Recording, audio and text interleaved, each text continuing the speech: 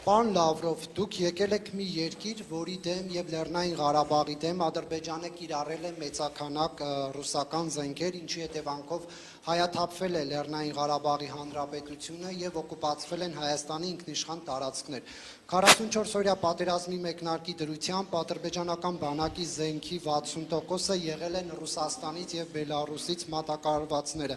Բացի այդ, Ռուսաստանը չի կատարել 1997 թվականի պայմանագրով ստանձնած պայմանագրային պարտավորությունները։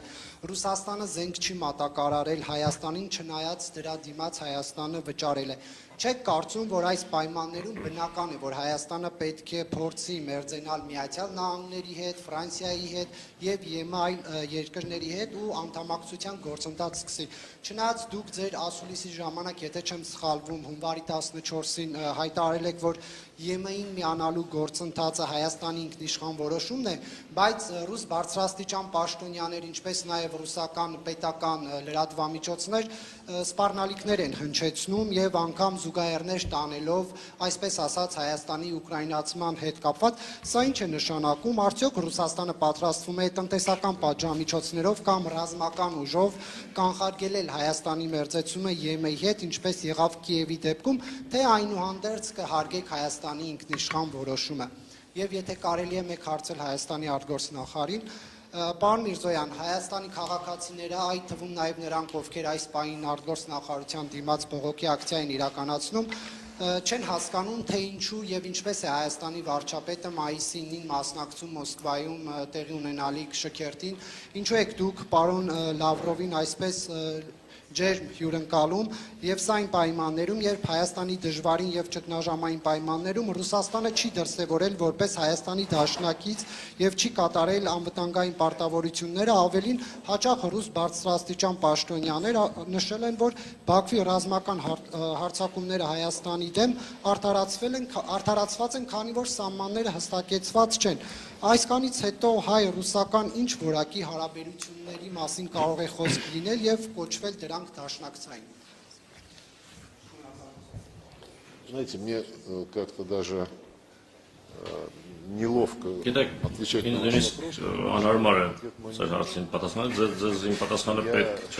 Во-первых, не запомнил, потому что вы говорили, позиция ваша ясна.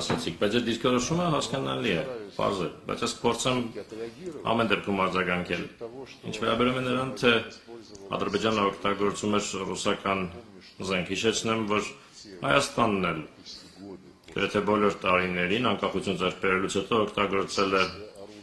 օգտագործում էր ռուսական զենք, այդ թվում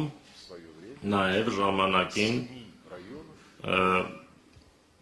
վերցնելու համար այն 7 շրջանները, որոնց նկատմամբ պաշտոնական հավակնություն երբեք չի ունեցել։ Իմիջ այլոց Հայաստանի առաջին ղեկավարներից ոչ մեկը երբեք չէր առաջարկում Լեռնային Ղարաբաղը ճանաչել որպես անկախ միավոր, բայց օգտագործվում էր ռուսաստանյան զենք վերցնելու համար անվիճարկելի 7, չվիճակվող 7 ադրբեջանական շրջանները եւ այնտեղ ամրաշինական եւ ռազմական գծեր ստեղծելու համար, շինարարության համար եւ դրանք ցույց են տալիս, որ այդ տարածքները շատ երկար ժամանակ պահելու համար էր հաշվարկնարված։ Որոշ վերլուծաբաններ ասում էին, որ այդ ամրաշինական աշխատանքների բնույթը վկայում էր այն մասին, որ ընդհանրապես չէին պլանավորում դրանք հետ փոխանցել Ադրբեջանին, ուստի այո, Աֆրիկայում էլ է,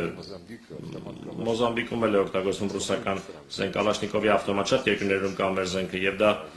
չի նշանակում, թե այդ զենքը ամենուր օգտագործվում է այն նպատակներով, որոնք օրինակ համահունչ կլինեին բոլորին ձեռնտու սկզբունքներին։ Ձեր նշատակած դրվագները վճարում մատակարարումների հետ կապված եւ չկայացած մատակարարումների հետ կապված։ Մենք այդ դրվագն այսօր քննարկել ենք, մենք կարգավորել ենք այդ հարցը, այդ վճարումները հաշվանցվել են այլ նպատակների, այստեղ հակասություն չկա, նոր մատակարարումների առումով մենք այո հիմա ունենք իրավիճակ, որում մենք ստիպված ենք неоднократно в истории Ինչպես է воевать պատմության մեջ против всей բազմիցս Европы, которые в очередной раз կռվել ամբողջ Եվրոպայի դեմ, որը հերթական անգամ նացիստական կարգախոսների ներքո Зеленского Զելենսկու ռեժիմն առաջ մղելով կռվում է մեր դեմ։ Գործնականում բոլոր եվրոպական երկրները եւ զենք, ինչպես հասկանում եք այս իրավիճակում, которые поступают на Украину, որը очень много. Оно հասնում է Ուկրաինա շատ է, ժամանակակից զենք է եւ այդ զենքը մեր պատասխանն է պահանջում եւ մեր հայ բարեկամները համոզված են մեզ հասկանում են, որ նման իրավիճակներում մենք չենք կարող մեր բոլոր պարտավորությունները ժամկետում կատարել, բայց անգամ այդ իրավիճակում систем законтрактовано. բոլոր հայ գործընկերների հետ պայմանագրերով նախատեսված համակարգերը փոխանցվում են եւ մենք այդ պրակտիկան կշարունակենք։ Ինչ վերաբերում է Закупки оружия в других այլ странах, երկրներում զենքի գնումներին, որևէ խնդիր չկա։ друзей, Դա մեր հայ բարեկամների ընտրությունն է, եթե իրենք ցանկանում են ունենալ ֆրանսիական для բազա дополнительных поставок. լրացուցիչ մարտակարարների համար, խնդրեմ, եթե որևէ այլ երկրի, խնդրեմ, մենք նորերը բան չենք պարտադրելու, բայց իհարկե, երբ դաշնակիցը հիմնվում է Страны, как Франция, Ֆրանսիայի նման երկրից ռազմական մատակարարների վրա, որը գլխավորում է, այդ երկերը գլխավորում է ճշնամական ճամբարը եւ անձամբ նախագահ Մակրոնը եւ իր բոլոր նախարարները բազապես ատելություն են շնչում Ռուսաստանի նկատմամբ из-за которой եւ համարում են, որ այն միակ խնդիրն է Ուկրաինայի խնդրի Ուկրաինայի հակամարտության չլուծման համար, բայց իրենք լուծում ասելով հասկանում են հրադադար առանց որևէ պայմանների առնվազն մեկ ամսով կամ ավելի երկար ժամկետով, որովհետեւ մենք կարողանանք հանգիստ միջավայրում լրազինել Ուկրաինային, որ Ուկրաինան կարողանա իր պաշտպանական դիրքերը ուժեղացնել։ Նա որում այդ կոչերը առանց պայմանների հրադադարի մասին հնչեցվում են совершенно другой позиции. մի քանի տարի լրիվ այլ դիրքորոշում ունենալուց հետո, որը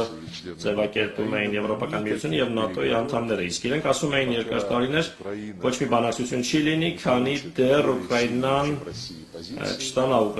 Ռուսաստանից ավելի ուժեղ դիրքեր եւ ընդհանրապես չեն լինի բանակցություններ, ասում են, քանի դեռ Ռուսաստանը ռազմավարական պարտություն չի կրի։ Հետո 180 աստիճանով շուր եկան եւ հիմա արդեն Уже не в стратегическом поражении. ոչ թե ռազմավարական պարտություն, այլ հրադադար, որպեսզի Ուկրաինան լրազինվի։ Քաղաքական իմաստով իհարկե Ֆրանսիան Как враждебно. հանդես է գալիս որպես ճշնամական պետություն, ուստի մեր դաշնակիցները իրենք պետք է որոշեն, թե որտեղ է ավելի լավ զենք գնել։ Նույնիսկ При всем том, о чем я сказал, այն ամենով հանդես ինչ ես ասացի։ Իսկ ինչ վերաբերում է, մի բան ասացիք 24 января, Սոմվարի 24-ի մասին, право на выбор ընտրության իրավունք, ասում եք, մենք ճանաչում ենք ընտրության իրավունքը։ Մենք նախկինի պես շատ ջերմ հարաբերություններ ունենք հայ ընկերների, հայ բարեկամների հետ, իհեճուկս մի շարք խնդիրների, որոնք ծագեցին հարաբերություններում։ наверное, недопонимание Դերևս позиций друг друга. միմյանց դիրքորոշումները ոչ լիարժեք հասկանալու պատճառով։ Ինչ վերաբերում է Ղարաբաղին, մեկ անգամ էլ ասեմ, մեզ ոչ ոք չի կարող փնովել, Последние մեղադրել, որովհետև վերջին առնվազն 20 տարիներին и президент Путин, եւ նախագահ Պուտինը եւ նախագահ Մեդվեդևը, հետո նորից նախագահ Պուտինը առաջ էին մղում լուծում, որը լուծումներ, որոնք ապահովում էին արդար մոտեցում խաղաղ բանակցությունների միջոցով։ Հիշեցնեմ ինչի մասին էր խոսքը գնում։ из 7 азербайджанских Ադրբեջանական 7 շրջաններից отдать 5 տալ 5-ը, վերադարձրեք 5 շրջանները, как первый шаг, որպես առաջին քայլը в եւ промежуточной стадии сохранить միջանկյալ փուլ որպես պահպանեք Կելբաջարի եւ Լաչինի շրջանները, дրանք ահռելի տարածքներ են, связывающие Армению որոնք Հայաստանը միացնում են сохраните их Ղարաբաղի հետ։ Պահպանեք в том статусе, դրանք այն կարգավիճակում, որում կան հիմա, հետաձգելով вопроса об окончательном статусе Карабаха Լեռնային Ղարաբաղի կարգավիճակի հարցի վերջնական լուծումը երկար տարիներով։ Իսկ փաստացի խոսքը գնում է այն մասին, որ դա հետաձգվի поколений, եւ թողնվի ապագա սերունդներին։ чем то, Դա երևի ինչ-որ բանով ավելի լավն է, քան այն ինչ հիմա ստացվեց։ предложение и компромисс. Ինչու՞ որովհետև այդ կոմպրոմիսային առաջարկները, որոնք տարիներ շարունակ առաջ էին մղվում ռուսական ղեկավարության կողմից, մերժվեցին։ Но право на выбор, да, вот Սակայն այո, ընտրության իրավունքը в данном случае իրացվեց։ Այս պարագայում հրաժարում այն բանաձևից, որը ես հենց նոր вспомнил. հիշեցի։ И